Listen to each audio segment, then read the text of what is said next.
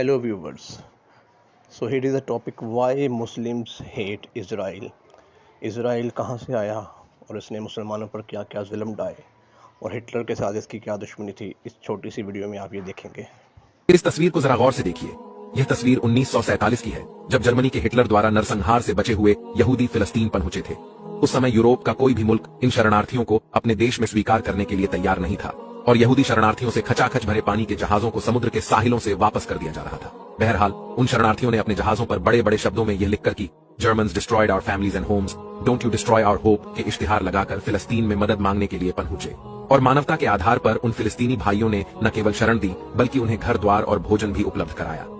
आज यह वही कृतघ्न यहूदी जयूनिस्ट हैं जो फिलिस्तीनियों के साथ वही सलूक कर रहे हैं जो कभी हिटलर ने इनके साथ किया था। जिन यहूदियों को फिलिस्तीन ने पनाह देने का काम किया, उन्होंने शुरू में तो कुछ जमीनें खरीद कर अपने सेटलमेंट बनाए, लेकिन बाद में अमेरिका, ब्रिटेन, फ्रांस और अन्य यूरोपीय देशों की सहायता से अपनी सेना बनाकर फिलिस्तीनियों को खदेड़कर उनकी जमीनों पर कब्जा करने के बाद उन पर अपनी बस्तियों को बसाना शुरू कर दिया।